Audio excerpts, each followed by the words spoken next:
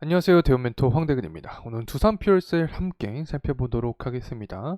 수소 관련된 가장 대표적인 종목이 바로 두산 퓨얼셀이죠.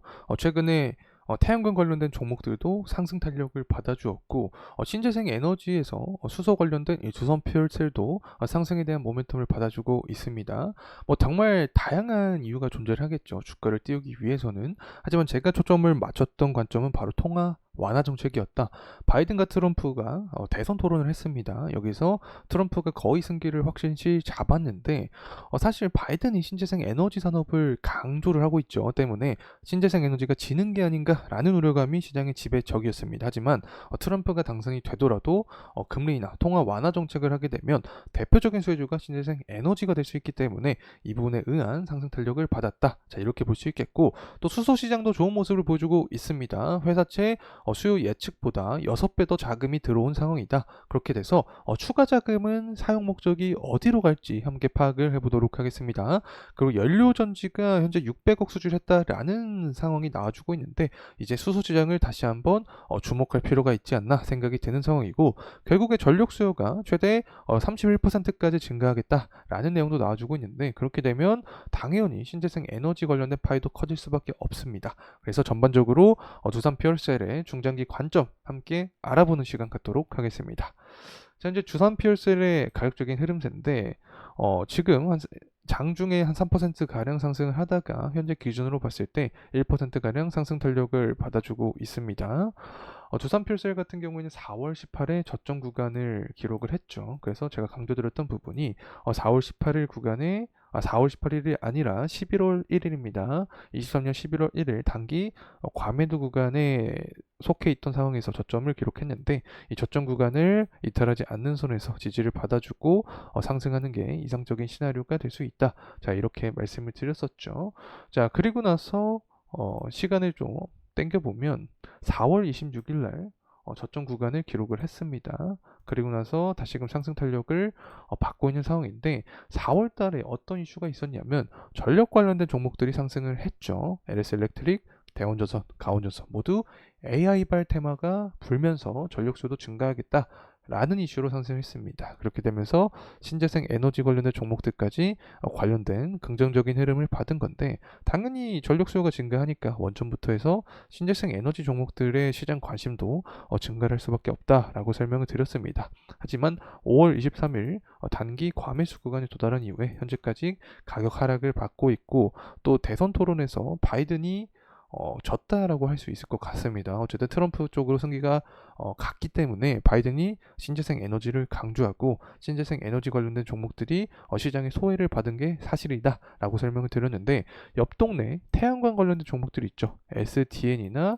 그리고 하나솔루션 같은 종목들은 상승 탄력을 받았습니다. 모두 금리 인하 기대감, 최대 소외주가 될 수 있다라는 내용으로 탄력을 받았기 때문에, 두산 퓨얼셀 같은 경우도 신재생 에너지에 속하기 때문에 추가적인 상승 모멘텀 가능성이 존재한다라고 말씀을 드립니다.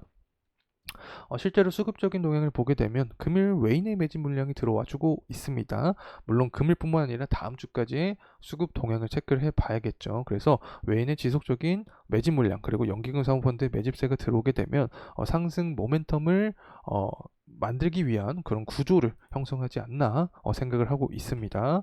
그래서 하나씩 내용 보게 되면 두산 퓨얼셀 회사채 수요 예측에서 목표액보다 6배 더 모은 자금을 모았다라는 내용이 나와주고 있는데, 400억을 예상을 했지만 2,450억가량의 주문이 들어왔다. 결국에 추가 자금 자체는 채무상환 자금으로 사용할 것이다 라고 얘기가 나와주고 있습니다. 금리에 가장 민감한 종목이 신재생 에너지이기 때문에 이러한 추가 자금 자체는 채무상환으로 쓰겠다. 어느 정도 이해를 할 수 있는 그런 상황이지 않나 생각을 하고 있습니다. 우리가 다 알고 있는 내용입니다. 연료전지 시장에서 선도적 지위를 갖고 있다. 그래서 현재 연료전지는 정책적 지원에 의존적인 환경이다. 후발주자 진입에 따른 경쟁구도 변화, 그리고 정부 정책 변화에 따라서 높은 변동성이 존재하는 게 사실이다 라는 내용이 나와주고 있습니다. 사실 맞는 말이죠. 신재생 에너지가 거의 정부에 따라서 등락이 바뀌고 있는 그런 경향이 있기 때문에 다른 것보다도 정부의 방향성을 우리가 계속 추적할 필요가 있다. 자, 이렇게 말씀을 드릴 수 있겠고, 이러한 정부 방향성은 제가 계속해서 여러분과 함께 공유할 예정에 있으니까 두산 퓨얼셀 저와 함께 나아가면 좋을 것 같습니다.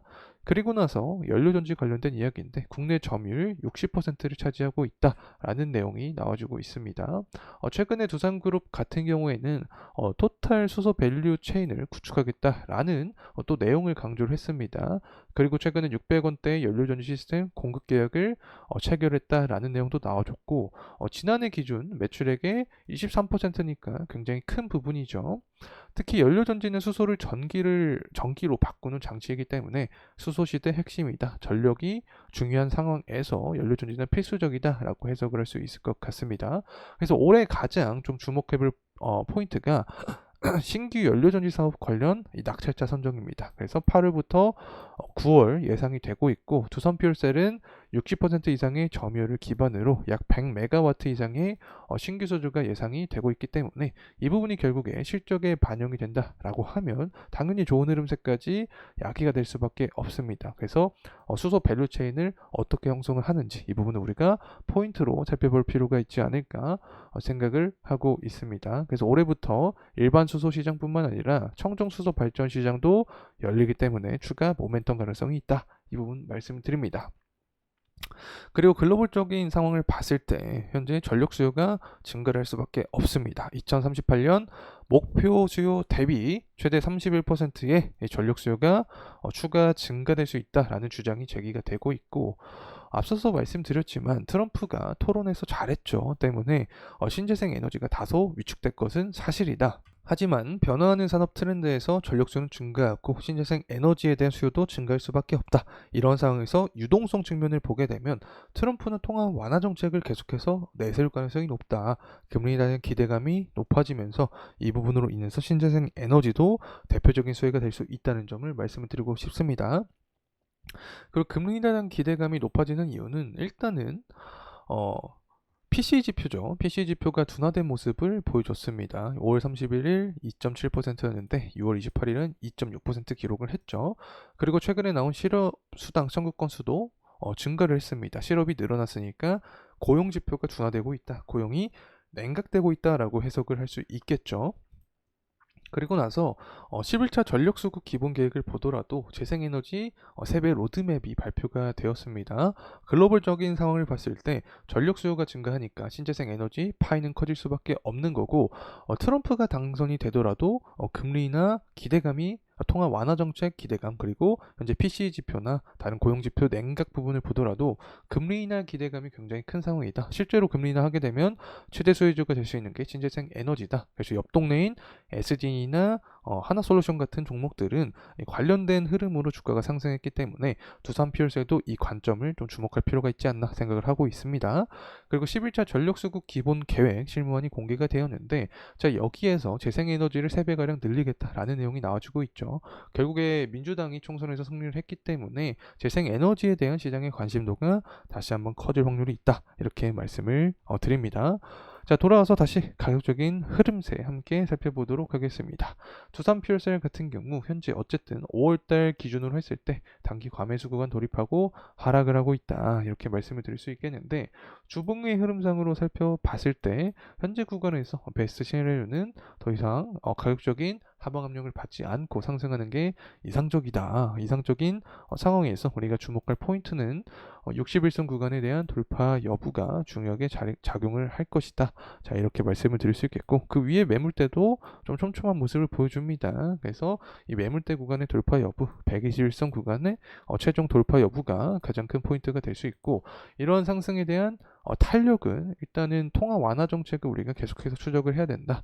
금리 인하에 대한 최대 수혜주가 신재생 에너지이기 때문에 실제로 인하를 하게 된다라고 하면 시장의 방향성이 어떻게 돌아가는지 살펴볼 필요가 있고 특히 신재생 에너지 같은 경우에는 정부의 입김에 따라서 급변하는 경향이 있기 때문에 정부 정책을 꾸준히 살펴볼 필요가 있지 않나 생각합니다.